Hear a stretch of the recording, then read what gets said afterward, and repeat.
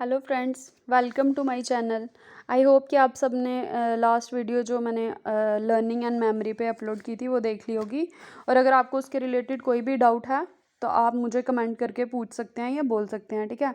और ये cognitive psychology हमने स्टार्ट करी थी, तो इसमें हमने मेमोरी एंड फॉरगेटिंग कर लिया। अब हम लर्निंग पे आएंगे और इसके बाद इसमें परसेप्शन है और अटेंशन है। परसेप्शन का मैं आपको सारा करवा चुकी हूँ, और अगर आपको लगता है कि उसमें से कोई टॉपिक छूट गया है तो आप कमेंट करके बोल सकते हैं, मैं वो भी करवा दूँगी। अब आ गया, सबसे पहले आ गया लर्निंग। अब हम लर्निंग में क्या क्या पढ़ेंगे वो मैं बताती हूँ आपको। सबसे पहले आज हम क्लासिकल कंडीशनिंग करेंगे, उसका प्रोसीजर, उसके फिनोमिना जो भी है, उसके टाइप्स या उसकी करैक्टरिस्टिक्स, ये सारा हम आज कवर करेंगे और इसके रिलेटेड एक दो क्वेश्चन भी कर लेंगे और इसका बायोलॉजिकल बेस भी, ठीक है। अब सबसे पहले आ गया बिहेवियरिज्म। इसमें क्या आ जाएगा, लर्निंग के रिलेटेड ही है ये। इवॉन पैवलव का आ जाएगा। अब इसमें इन्होंने क्लासिकल कंडीशनिंग दी थी, ये ईयर दिया। जेबी वॉटसन आ जाएंगे, इनको हम फादर ऑफ बिहेवियरिज्म बोलते हैं। और इनके अकॉर्डिंग क्या, all behaviour could be understood as a result of learning. अगर पूछ लेंगे ये स्टेटमेंट दे देंगे, आपको पता होना चाहिए ये किसकी स्टेटमेंट है। बी एफ स्किनर आ गए, इन्होंने ऑपरेंट कंडीशनिंग दी थी। उसके बाद John Dollard and Neal Miller, इन्होंने क्या दिए थे आपको, आइडेंटिफाई हैप्चुअल रिस्पॉन्सेज, ठीक है। तो वो कौन से रिस्पॉन्स थे, ड्राइव, रिस्पॉन्स, क्यू, रीइंफोर्समेंट। ये इम्पॉर्टेंट है, ये इंपॉर्टेंट पॉइंट है, तभी मैंने ये पहले कंक्लूड करी हैं। फिर आ गया जोसेफ वुल्फ, इन्होंने कौन सी थेरेपी दी थी आपको, सिस्टमैटिक डिसेंसाइजेशन। इनको भी हम थेरेपीज़ को पढ़ेंगे तो तब हम इसको भी पढ़ लेंगे। और ये किसके लिए यूज़ होती है, फोबिया की ट्रीटमेंट के लिए।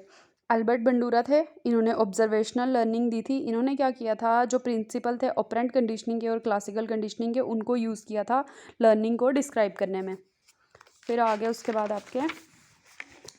उसके बाद हम टॉलमैन की लेटेंट लर्निंग पढ़ेंगे, जिसमें कॉग्निटिव मैप का कंसेप्ट है। फिर ड्राइव रिडक्शन थ्योरी पढ़ेंगे, क्लार्क हल की। उसके बाद एडवर्ड रे गुथरी का पढ़ेंगे, लॉ ऑफ कॉन्टिग्यूटी। रॉबर्ट मिल गैगने का पढ़ेंगे, कंडीशन ऑफ लर्निंग। अच्छा, और इसके बाद थॉर्नडाइक का लॉ ऑफ इफेक्ट, वो वाली थ्योरी पढ़ेंगे, उसके प्रिंसिपल पढ़ेंगे और उनके एजम्पशंस वगैरह सब कुछ पढ़ेंगे, ठीक है। पर आज हम स्टार्ट करेंगे क्लासिकल कंडीशनिंग। क्लासिकल कंडीशनिंग, उससे पहले आपको ये पता होना चाहिए कि लर्निंग क्या है। लर्निंग क्या है, एक process of acquiring new understanding of knowledge, skills, attitude, preference, ठीक है। जो भी ये क्या होता है, प्रोसेस होता है जिसमें आप क्या करते हो, नई चीज़ों को अंडरस्टैंड करते हो, कुछ स्किल्स सीखते हो, या कुछ भी जब आप नया एक्वायर करते हो जिससे आपके बिहेवियर में परमानेंट चेंज आता है, वो क्या होता है, लर्निंग होता है। और वो परमानेंट चेंज के लिए आपको प्रैक्टिस चाहिए होती है या कुछ एक्सपीरियंस चाहिए होता है, ठीक है। जो भी आप प्रैक्टिस एक्सपीरियंस से कुछ नई चीज़ गेन करते हो, वो क्या आ जाएगी, आपकी लर्निंग आ जाएगी। जैसे कि अगर आप जिम में जाते हो, ठीक है, उधर आप कुछ कार्डियो वगैरह सीखते हो, तो वो जब आपने सीख लिया, वो जो एक्सपीरियंस गेन किया, वो क्या आ जाएगी, आपकी लर्निंग आ जाएगी। आप स्कूल जाते हो, ठीक है, उधर जाके आप कुछ नई एक्टिविटीज़ सीखते हो, जैसे कोई क्रिकेट सीख लेता है, कहीं टीम में सेलेक्ट हो जाता है, ठीक है। वो जो इसका एक्सपीरियंस है, उसने नई चीज़ें सीखी, वो क्या आ गई, लर्निंग। अब जैसे कि मैं आपको पढ़ा रही हूँ, जब मैंने अपना मास्टर स्टार्ट किया था, मुझे कुछ नहीं आता था ये सब। तो मैंने जब पढ़ा, न्यू एक्सपीरियंस गेन किया, ये मेरे बिहेवियर में चेंज आया, तो ये क्या हो गई, लर्निंग हो गई। अभी अगर आप सुन रहे हैं, मैं जो बोल रही हूँ, इससे अगर आप कुछ सीख रहे हैं, वो क्या हो जाएगी, लर्निंग, ठीक है। तो लर्निंग को सिंपल आप ऐसे पता होना चाहिए कि क्या लर्निंग है, बेसिक कंसेप्ट है। फिर आगे टाइप्स ऑफ लर्निंग। अब देखो, टाइप्स में क्या आ गई, आपकी डिस्क्रिमिनेशन लर्निंग आ गई, हैप्चुलेशन आ गई, हैप्चुएशन आ गई, concept formation, problem solving, psychomotor learning, association learning. बहुत टाइप की लर्निंग्स है, जैसे कि verbal learning, non verbal learning. तो आपको पता होना चाहिए कौन सी कैटेगरी के अंडर कौन सी लर्निंग आ रही है। अब जैसे मैंने ये क्यों बताया आपको, क्योंकि जो क्लासिकल कंडीशनिंग है हमारी, वो एसोसिएशन लर्निंग में है, ठीक है। तो आपको पता होना चाहिए कौन सी लर्निंग के अंडर कौन सा हम प्रैक्टिकल कर रहे हैं, कौन सी थ्योरी पढ़ रहे हैं, या कौन सा मतलब किस साइकोलॉजिस्ट के बारे में पढ़ रहे हैं, उसने कौन सी टाइप की लर्निंग के बारे में बताया था। क्योंकि कभी कभी सिंपल से मैच द फॉलोइंग ऐसे क्वेश्चन आ जाते हैं। अब आगे डिस्क्रिमिनेशन लर्निंग, जैसे कि एक छोटा बच्चा है, वो दो चीज़ों में डिस्क्रिमिनेट करना सीख रहा है, तो वो डिस्क्रिमिनेशन लर्निंग हो गई। हैप्चुएशन क्या हो गई, जब आप बार बार किसी चीज़ को रिपीट कर रहे हो तो वो आपकी हैबिट में आ जाती है। कंसेप्ट फॉर्मेशन और प्रॉब्लम सॉल्विंग, ये मैंने पूरे अच्छे से आपको इनके पूरे मतलब इनकी टाइप्स, कैटेगरीज, ये सारा मैंने वीडियो अपलोड करी हुई है, उधर से आप इनको बिल्कुल अच्छे से पढ़ लेना। फिर आ गई आपकी एसोसिएशन लर्निंग, इसमें हम पढ़ेंगे क्लासिकल कंडीशनिंग का, बट उससे पहले मैं आपको बायोलॉजिकल बेस बता देती हूँ लर्निंग का। अब देखो, जो इम्पॉर्टेंट पार्ट हैं ब्रेन के जो कि लर्निंग के लिए रिस्पॉन्सिबल हैं, वो कौन से आ गए? सेरिबेलम और हिप्पोथैलेमस, उसके बाद सेरिब्रम। जो सेरिब्रम है वो किसके लिए रिस्पॉन्सिबल है? Control reading, thinking, learning, speech, emotions and planned muscle movement like walking. ठीक है, इन सब के लिए कौन रिस्पॉन्सिबल है? सेरिब्रम। अब अगर हम ये सब पढ़ रहे हैं, सबसे पहला इंपॉर्टेंट क्या है? आप ब्रेन के बारे में साथ साथ में पढ़ते जाएं, उसकी डायग्राम एक अलग से बना लें, उसके पार्ट्स को पढ़ें, दिन का चाहे एक पार्ट ही उसका क्लियर करें, बट जैसे जैसे वो क्लियर होंगे ये आपके बायोलॉजिकल बेस अपने आप क्लियर होते जाएंगे। फिर आ गया सेरिब्रम। ये किसके लिए हेल्प करता है? Coordinate motor and body functions and the brain. ठीक है, और ये किसके लिए इंपॉर्टेंट है? क्लासिकल कंडीशनिंग में सेरिबेलम इंपॉर्टेंट रोल प्ले करता है। फिर आ गया ऑपरेंट कंडीशनिंग। इसमें क्या आ गया आपका? हिप्पोथैलेमस, एमेगाटला, डोपामीन पाथवे और बाई फ्रंटल भी हम इसको बोलते हैं। और ये क्या है? बॉटम सेक्शन किसकी है? प्री फ्रंटल लूप की आपकी। ठीक है, अब देखो, जो पार्ट ऑफ ब्रेन, जो हिपोथैलेमस और डोपामीन है ना, ये किसके लिए रोल प्ले करते हैं? पार्ट ऑफ ब्रेन जो किसमें इन्वॉल्व है? रिवॉर्ड सिस्टम में। ठीक है, अब जो डोपामीन है ये बहुत ज़्यादा इंपॉर्टेंट हमारा न्यूरोट्रांसमीटर है, जो बहुत बार एग्जाम में पूछा जा चुका है। तो सबसे पहले आ गया, अगर डोपामीन हाई हो जाए, ज़्यादा रिलीज़ हो, तो उससे क्या हो जाता है? सिज़ोफ्रेनिया। और अगर ये कम रिलीज़ होता है तो उससे डिप्रेशन हो जाता है। और जो पार्किंसन डिजीज़ है वो किसकी वजह से होती है? डोपामीन की वजह से ही होती है। बट कब होती है? जब डोपामीन कम रिलीज़ होता है। और ये कहाँ प्रोड्यूस होता है? सब्सटेंशिया निग्रा एक हमारे मिड ब्रेन का पार्ट है, उसमें से क्या रिलीज होता है? डोपामिन रिलीज होता है। ठीक है, अब आ गया एबिलिटी टू लर्न। अब लर्निंग करने की एबिलिटी किस किस में पाई जाती है? ह्यूमंस में, एनिमल्स में, कुछ मशीन्स भी हैं, और थोड़े दिन से ऐसे एविडेंस भी मिले हैं कि ये देखा गया है कि जो प्लांट्स हैं उनमें भी क्या है? लर्निंग करने की कैपेसिटी है। ठीक है, तो ये आपका बायोलॉजिकल बेस था और ये एक ऐसे इंपॉर्टेंट पॉइंट था, तो मैंने इंक्लूड कर दिया। ठीक है, अब आ गए आपकी क्लासिकल कंडीशनिंग। सबसे पहले क्लासिकल कंडीशनिंग किसने दी थी? इवॉन पैवलव ने दी थी। वो क्या थे? एक रशियन इधर मैंने बहुत गंदा लिखा है, बट मैं बोल रही हूँ तो आप नोट कर लो।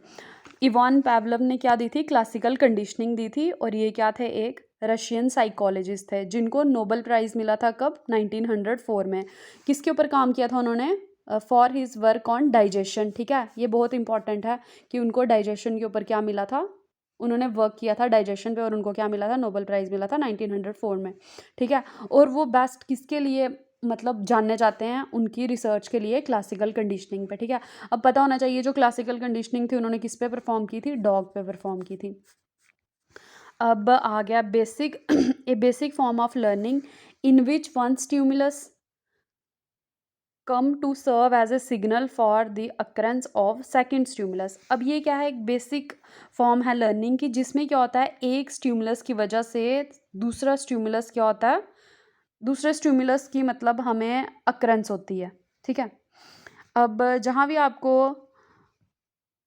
आपको ऐसी स्टेटमेंट आएगी ना कि एक स्टिमुलस की वजह से दूसरे स्टिमुलस आ रहा है, तो वो क्या हो जाएगी? आपकी क्लासिकल कंडीशनिंग आ जाएगी। और जहाँ भी कंडीशनड और अनकंडीशन आएगा, अगर बाकी स्टेटमेंट नहीं भी पता लगेगी, ध्यान से थोड़ा सा पढ़ेंगे तो पता लग जाएगा। अब देखो, इसमें क्या है ना, स्टिमुलस क्या होता है? कोई भी फिजिकल इवेंट होता है जो कि हमारे बिहेवियर को इफेक्ट करता है, वो स्टिमुलस होता है। अब ये रहा इसका सिंपल सा फ्लो चार्ट, इधर से आपको समझ आ जाएगी। सबसे पहले एक डॉग था। ठीक है, उसके आगे अगर आप खाना रखते हो, ठीक है, तो खाना रखोगे तो सैलिवेशन होगी।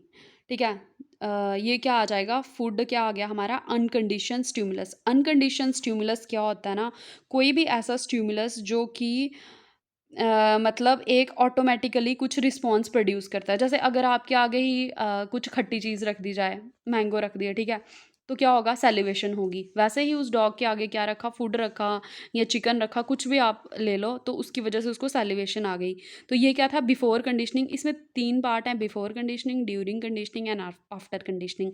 ठीक है, फूड रखोगे, सैलिवेशन हुई, मतलब अनकंडीशन स्टिमुलस है, तो अनकंडीशन रिस्पॉन्स आया। अनकंडीशन क्या आ गया? जो ऑटोमेटिकली आना ही आना है, हमने इसका हमारे में प्रोड्यूस करने में कोई खुद से हम कुछ मतलब एफर्ट नहीं लगा रहे। फिर उसके बाद आप क्या करते हो? सेकंड स्टेप क्या आता है? वैसे ही फूड रखा, सैलिवेशन हो रही है, बट उसके साथ हम एक न्यूट्रल स्टिमुलस को क्या करते हैं? कंबाइन कर देते हैं। हम बेल बजाएंगे, पहले बेल बजेगी, फिर फूड आएगा, फिर उसके बाद क्या होगा, सैलिवेशन जो हो रही थी, फिर हम क्या करेंगे, इस चीज़ को थोड़ी देर रिपीट करेंगे, ठीक है। बट कुछ थोड़ी उस मतलब इस कंडीशन को रिपीट करने के बाद एक ऐसी कंडीशन आएगी जहाँ सिर्फ आप बेल बजाओगे, क्योंकि इधर पहले बेल बज रही है। अब क्या है, ये एनिमल समझ चुका है कि जब बेल बजेगी तो फूड मिलता है, तो सैलिवेशन होती है। अब कंडीशनिंग क्या होगी, सिर्फ बेल बज रही है और सैलिवेशन हो रही है, तो जो बेल की वजह से सैलिवेशन हो रही है वो क्या होगी, बेल क्लासिकल कंडीशनिंग, और ये क्लासिकल रिस्पॉन्स, सॉरी, ये कंडीशन स्टिमुलस और ये क्या हो गया, कंडीशनड रिस्पॉन्स, जो कि हमने खुद इसमें प्रोड्यूस करवाया है, ठीक है। सिंपल, पहले फूड की वजह से सैलिवेशन हो रही थी, बट अगर आप बिना फूड के सिर्फ बेल बजाते तो स्टार्टिंग में कोई सैलिवेशन नहीं होनी थी, क्योंकि उसको कोई आइडिया नहीं था कि बेल का कनेक्शन फूड के साथ है या बनेगा। बट जब आप इन दोनों में एसोसिएशन करवा देंगे तो उसके बाद क्या होगा, बेल की वजह से सैलिवेशन होगी। अब देखो कंडीशन स्टिमुलस क्या, अनकंडीशन स्टिमुलस क्या आ गया, जो ऑटोमेटिकली रिस्पॉन्स प्रोड्यूस करता है। अनकंडीशन रिस्पॉन्स क्या आ गया, जो कि अनकंडीशन स्टिमुलस प्रोड्यूस कर रहा है। कंडीशन स्टिमुलस क्या आ गया, the stimulus that is repeatedly paired with an uncondition stimulus क्या आ गया, जिसको हम रिपीटली किसके साथ पेयर कर रहे हैं, अनकंडीशन स्टिमुलस के साथ, वो क्या आ गया आपका, कंडीशन स्टिमुलस। और फिर जो कंडीशन रिस्पॉन्स है वो क्या हो जाएगा, condition response the response to the condition stimulus, जो कंडीशन स्टिमुलस को रिस्पॉन्स कर रहे हो वो क्या आ गया आपका, कंडीशन स्टिमुलस आ गया। अब देखो सिंपल है, बिफोर, ड्यूरिंग, आफ्टर। आपको ज़रूरी नहीं है यही कंसेप्ट, कुछ और कंसेप्ट करके भी आप लर्न कर सकते हो। अब आ गया नेक्स्ट, आ गया आपका basic principle of classical conditioning. अब देखो बेसिक प्रिंसिपल क्या क्या आ गए इसमें, एक्विजिशन, और इसके टेम्परल अरेंजमेंट आ गया इसका, ये टाइम रिलेटेड अरेंजमेंट है। फिर आ गई इसकी साइमल्टेनियस कंडीशनिंग, बैकवर्ड कंडीशनिंग आ गई, एक्सटेंशन आ गया, रिकंडीशनिंग आ गई, spontaneous recovery, stimulus generalization, stimulus determination, ये न्यूरल बेसिस ऑफ लर्निंग, ये मैंने आपको बता दिया पहले ही। अब आ गया बेसिक प्रिंसिपल, क्या आ गया, क्लासिकल कंडीशनिंग का। इसमें क्या होता है, सबसे पहले आ गया फर्स्ट स्टेप क्या है, एक्विजिशन। जब भी क्या होता है, ये क्या, the process by which a condition stimulus acquire the ability to elicit a condition response through the repeat pair of repeating of an uncondition stimulus and condition stimulus. ये क्या एक प्रोसेस है जिसमें क्या होता है कि एक हम जब कंडीशन स्टिमुलस की एबिलिटी होती है कि वो एक कंडीशन रिस्पॉन्स को प्रोड्यूस करें। एक्विजिशन मतलब कि जब ये आ गया आपका एक्विजिशन, जब एक अनकंडीशन, जब आपका एक कंडीशन रिस्पॉन्स है प्रोड्यूस हो रहा है, ठीक है, किसकी वजह से, जब आप अनकंडीशन स्टिमुलस और कंडीशन स्टिमुलस को पेयर कर रहे हैं। ये आ गया आपका अनकंडीशन स्टिमुलस, ये आ गया आपका कंडीशन स्टिमुलस, आप इन दोनों को पेयर कर रहे हैं किसके लिए, ताकि आपको कंडीशन रिस्पॉन्स मिले, ठीक है। ये क्या आ गई आपकी एक्विजिशन। फिर आ गया आपका टेम्परल अरेंजमेंट। अब देखो टाइप्स ऑफ ये कंडीशनिंग बहुत बार आ जाती है, इसके मतलब इसके रिलेटेड क्या सीधा सा क्वेश्चन आता है कि मैच द फॉलोइंग दे देंगे, आपको कंडीशन दे देंगे, नीचे 4 टाइप्स दे देंगे कि कौन सी कंडीशनिंग है ये। अब सबसे पहले आ गई फॉरवर्ड कंडीशनिंग, ये 2 टाइप्स की है, delay conditioning and trace conditioning. अब जो डिले कंडीशनिंग है ना, ये क्या है, मोस्ट इफेक्टिव मेथड है, बट इफेक्टिव कब है, जो कि डिले है वो थोड़ी देर के लिए हो, मतलब शॉर्ट हो, ठीक है। और जो ट्रेस कंडीशनिंग है, इसके लिए कौन इंपॉर्टेंट है, हिप्पोकैम्पस इज रिस्पॉन्सिबल। अब देखो हर एक पार्ट के लिए अलग अलग चीज़ रिस्पॉन्सिबल है, मैंने मेंशन किया, अगर आपको सिंगल सिंगल करके पूछेंगे तो पता होना चाहिए। अब आ गया delay conditioning, A procedure in which the condition stimulus is presented. एक प्रोसीजर है जिसमें क्या होता है कि कंडीशन स्टिमुलस प्रेजेंट करते हैं, और उसको हम प्रेजेंट ही रहने देते हैं for a fixed period before the uncondition stimulus is introduce. After repeating exposure this such pairing a condition response is develop. अब जैसे कि इसमें क्या है ना, हमने सबसे पहले एक कंडीशन स्टिमुलस दिया, मतलब जैसे कि इधर देख लो, बेल क्या आ गई आपकी, कंडीशन स्टिमुलस। अब हम बेल को तब तक बजाते रहेंगे जब तक फूड नहीं आएगा, बेल को बजाते रहो, फूड दो, वो क्या आ गई आपकी, डिले कंडीशनिंग आ गई। इसमें क्या होता है देखो, a bell begins to ring and continue to ring until the full food is present, ठीक है। कंडीशन स्टिमुलस को तब तक हम प्रेजेंट रखेंगे जब तक कि हमारा क्या नहीं आ जाएगा, जब तक कि हम अनकंडीशन स्टिमुलस नहीं देंगे, ठीक है। अब ट्रेस कंडीशनिंग क्या आ जाती है ना, in which the uncondition stimulus and condition stimulus, मतलब bell and food are presented separately, अलग अलग प्रेजेंट करेंगे, जिसमें कि क्या होगा, एक टाइम होगा, थोड़ा टाइम इंटरवल होगा, ठीक है। एग्जाम्पल सैलिवेशन ऑफ डॉग, ठीक है। अब ये क्या आ गया, ये इधर होगा, जैसे बेल बज रही है, जब तक वो सैलिवेट नहीं कर रहा है आप फूड नहीं दोगे। ये क्या आ गई, ट्रेस कंडीशनिंग। डिले क्या आ गई, बेल बजती रहेगी, जब तक फूड नहीं आ रहा है बेल को हम प्रेस करके रखेंगे, वो आपकी आ गई डिले कंडीशनिंग, और ये मोर इफेक्टिव होती है। ट्रांस कंडीशनिंग क्या आ गई कि बेल बज रही है और सैलिवेशन हो रही है और फिर आप फूड दे रहे हो, ठीक है। नेक्स्ट आ गया आपका जो कंडीशनड और अनकंडीशन स्टिमुलस है, overlap to some degree in delay conditioning. जो डिले कंडीशनिंग है उसमें कुछ डिग्री के लिए ये ओवरलैप करता है, क्योंकि दोनों को एक साथ हम क्या करते हैं, प्रेजेंट करते हैं। बट जो ट्रांस है उसमें ऐसा कुछ भी नहीं है, क्योंकि उसमें हम दोनों चीज़ें अलग अलग प्रेजेंट कर रहे हैं। फिर आ गया साइमल्टेनियस कंडीशनिंग। इसमें क्या होता है, in which the condition stimulus and uncondition stimulus begin and end at the same time. इसमें कंडीशन और अनकंडीशन को हम सेम टाइम पे सामने लाते हैं और सेम टाइम पे बंद करते हैं। बैकवर्ड क्या आ गई, बैकवर्ड कैसे होगी कि अगर आप पहले फूड प्रेजेंट कर रहे हो और बाद में बेल बजा रहे हो, तो वो क्या आ जाएगी, आपकी बैकवर्ड कंडीशनिंग आ जाएगी। एक बार आपको इन सब कंसेप्ट के रिलेटेड अपने हिसाब से कुछ एग्जाम्पल सेट करके देखनी होगी, फिर ही आपके ये कंसेप्ट क्लियर होंगे। अगर आप ऐसे डेफिनेशन को लर्न करने बैठोगे तो कभी नहीं होती है। फिर आ गया अब देखो ये इधर तक आ गया। अब क्या आ गया, conditioning is faster when the intensity of either the condition और अनकंडीशन स्टिमुलस इंक्रीजेस। अब कंडीशनिंग फास्टर कब होगी, जब कंडीशन और अनकंडीशन स्टिमुलस की इंटेंसिटी क्या होगी, इंक्रीज होगी। और क्या, also depend on the time interval पे भी डिपेंड करती है conditioning, and the presentation of two stimulus, time पे भी और दो स्टिमुलस के अब ये नहीं है कि आपने मतलब बेल बजाते रहे और उसको फूड ही नहीं दिया, कोई 1 घंटे के बाद फूड दिया, तो वो नहीं है, वो कोई कंडीशनिंग का पार्ट नहीं आएगा। या फिर आपने फूड प्रेजेंट कर दिया और बेल ही नहीं बजाई, ठीक है। टाइम भी बिल्कुल एक्यूरेट होना चाहिए, और जो दो स्टिमुलस आप प्रेजेंट कर रहे हो उनकी प्रेजेंटेशन भी पूरे ठीक टाइम के हिसाब से होनी चाहिए। फिर आ गया एक्सटेंशन। एक्सटेंशन क्या आ गया, जब किसी कोई रिस्पॉन्स कम होता है या ख़त्म होता है, ठीक है। वंस कंडीशनिंग इज़ एक्वायर्ड, जब आप कंडीशनिंग हो जाएगी, how do we get rid of, वो कंडीशनिंग ख़त्म कैसे होगी, वो क्या आ गई आपके एक्सटेंशन। अब कैसे होगी, ख़त्म कैसे होगी, सिंपल सी बात है। अगर पहले आपने रिस्पॉन्स डेवलप करवाया उसका, ठीक है, बेल बजा के फूड साथ रखा, उसको सैलिवेशन हुई, फिर बेल की वजह से सैलिवेशन हो रही है, बट बहुत बार अगर आप ये चीज़ रिपीट करेंगे कि आप बेल बजाते रहेंगे बट फूड प्रेजेंट नहीं करेंगे, तो वो ऑटोमेटिकली वो बिहेवियर खुद रिड्यूस हो जाएगा, सैलिवेशन होना बंद हो जाएगी, ठीक है। The process through which a condition stimulus gradually loses the ability to evoke conditioned response when it is no longer followed by the unconditioned stimulus, ठीक है। देखो, after many presentation of bell in the absence of meat powder और food, the dog no longer salivate in response to bell. तो जब उसको bell बजने के बाद फूड मिल ही नहीं रहा, तो थोड़ी देर के बाद क्या होगा, जब ये रिपीटली ये चीज़ होती रहेगी, तो क्या होगा, सेलिवेशन होना बंद हो जाएगी, ठीक है। ये क्या आ गया आपका एक्सटेंशन। और ये किसी भी कंडीशन में अगर आपको एक्सटेंशन पूछेंगे तो क्या होता है कि ये रिस्पॉन्स ख़त्म होना। फिर आ गया आपका रिकंडीशनिंग। रिकंडीशनिंग क्या है ना, इफ़ ए कंडीशन स्टिमुलस यानी कि बेल एंड अनकंडीशन स्टिमुलस यानी कि food are again paired after a condition response of salivation, ठीक है।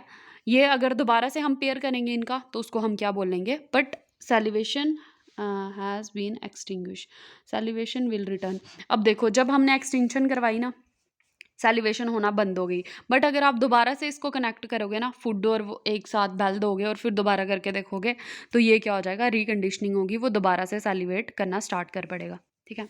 नेक्स्ट आ गया spontaneous recovery, reappearance of weakened conditioned response to a condition stimulus after an interval of time. Spontaneous recovery क्या होगी, जब एकदम से दोबारा से वो क्या करेगा, सैलिवेट करना स्टार्ट करेगा। फिर आ गया उसके बाद स्टिमुलस जर्नलाइजेशन। जर्नलाइजेशन क्या आ गई ना, the tendency of stimuli similar to condition stimulus. ठीक है, स्टिमुलस जनरलाइजेशन क्या होती है कि जैसे बेल उसके लिए क्या है, कंडीशन स्टिमुलस है, तो उसके लिए वो क्या प्रोड्यूस कर रहा है, कंडीशन रिस्पॉन्स यानी कि सैलिवेशन। बट अब इधर स्टिमुलस जनरलाइजेशन क्या आ गई ना, अगर आप बेल की जगह कुछ हॉर्न भी प्रोड्यूस कर रहे हो ना, उधर कुछ और साउंड प्रोड्यूस कर रहे हो, तो उसके लिए भी वो सैलिवेट करेगा। तो अगर करेगा तो क्या, अगर वो उसके लिए सैलिवेट नहीं करेगा, नहीं, अगर जनरलाइजेशन हो गई, अगर करेगा तो क्या हो गई वो स्टिमुलस जनरलाइजेशन। किसी और साउंड के लिए भी अगर वो वैसे ही सैलिवेट कर रहा है तो वो क्या आ गई, जनरलाइजेशन। स्टिमुलस डिस्क्रिमिनेशन क्या आ गया कि अगर वो the process by which organism learn to response to certain, कि कुछ स्टिमुलस को वो रिस्पॉन्स करेगा बट कुछ को नहीं करेगा। जैसे कि इधर आपने एक टाइप की बेल बजाई और ये कुछ और टोन वाली बेल बजा दी तो वो सैलिवेट कर रहा है। डिस्क्रिमिनेशन में क्या आ गई कि अगर वो डिस्क्रिमिनेट कर पा रहा है कि ये कौन सी बेल बज रही है, फूड के लिए है कि कुछ और चीज़ है। ठीक है, तो ये क्या आ गई, स्टिमुलस डिस्क्रिमिनेशन। अब न्यूरल बेसिस या बायोलॉजिकल बेसिस मैंने आपको स्टार्टिंग में बता दिए क्या। एक चीज़ और है, कंडीशन ट्रेस टेस्ट अवर्जन। ठीक है, ये एक बारी क्वेश्चन आया था, कंडीशन टेस्ट अवर्जन। इसमें क्या आ गया, जब हम क्या करते हैं ना, are usually establish when a food is paired with a stimulus that naturally led to feeling of illness. जबकि आप किसी फूड को किसी मतलब ऐसे उसके साथ स्टिमुलस के साथ कनेक्ट कर देते हैं, एसोसिएट कर देते हैं जिसकी वजह से इलनेस होती है, तो वो क्या होता है कि उधर, अच्छा, उधर क्या होता है, वो रिस्पॉन्स खुद से कम हो जाते हैं, उसको हम अवर्जन बोलते हैं। अब ये थेरेपी हम कहाँ यूज़ करते हैं, बिहेवियरिज्म में भी इंपॉर्टेंट है ये। जैसे कि कोई अगर बहुत ज़्यादा ड्रिंक करता है, ये एक टेक्निक है, तो इसमें आप क्या करोगे, जैसे उसकी ड्रिंक में कुछ मिला दोगे, ऐसे नहीं कि उसको कुछ हो जाए, मतलब कि जिससे उसकी हेल्थ थोड़ी ख़राब हो जाए, उसको वॉमिटिंग वगैरह हो, तो वो अगली बारी जब उसको ड्रिंक करनी होगी तो उसको यही लगेगा कि ये मेरे को किसकी वजह से हो रहा है, मैंने ड्रिंक किया था, बट उसको ये नहीं पता होगा कि उसमें कुछ मिला है।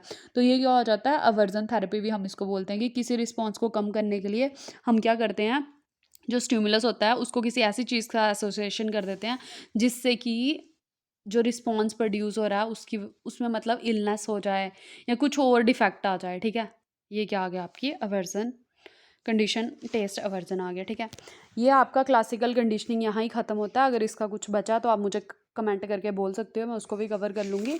अब आ गया नेक्स्ट, हम करेंगे ऑपरेंट कंडीशनिंग करेंगे, इसके ये करेंगे शेड्यूल्स करेंगे रीइंफोर्समेंट के, फिर उसके बाद लर्न हेल्पनेस करेंगे, और जो भी इसके कंसेप्ट हैं ये सारे हम कवर कर लेंगे। अब आ गया इसके रिलेटेड क्वेश्चन। अब देखो इसके रिलेटेड कैसा क्वेश्चन आता है, मैं आपको एक दो क्वेश्चन बता देती हूँ, बट अगर मुझे सामने दिख गया तो।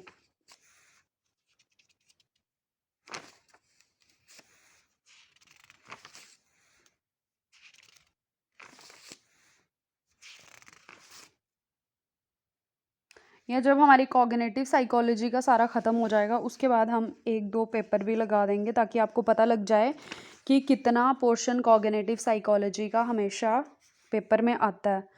अब ये देखो हमने कल ये किया था ना, ये रहा, ये क्वेश्चन रहा इसका। क्या क्वेश्चन आया इसका, एक मिनट,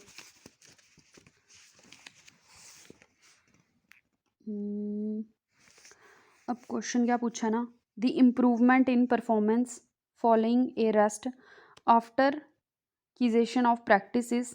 ये क्वेश्चन आप करके कल अगर आप कंसेप्ट को अच्छे से पढ़ रहे हो तो आपको पता लग जाएगा कि क्या है। और जो इसके ये एक दो तीन जो आपने अब ये मैंने करवा दिया, इंस्ट्रूमेंटल लर्निंग अभी हमने नहीं करी है, तो हम क्वेश्चन तभी करेंगे जब हमारा ये सारा यूनिट कंप्लीट हो जाएगा। यूनिट कंप्लीट मतलब कि सिर्फ कॉग्निटिव साइकोलॉजी जब कंप्लीट होगी तो हम एक दो पेपर करके देख लेंगे, तो आपको थोड़ा कॉन्फिडेंस लेवल ज़्यादा हो जाएगा कि कुछ ना कुछ कवर हो गया। ठीक है, अगर आपको ये वीडियो अच्छी लगी तो लाइक करें, मेरे चैनल को सब्सक्राइब करें, और हो सके तो वीडियो को शेयर भी करें अपने फ्रेंड्स के साथ। Thank you, have a nice day, bye.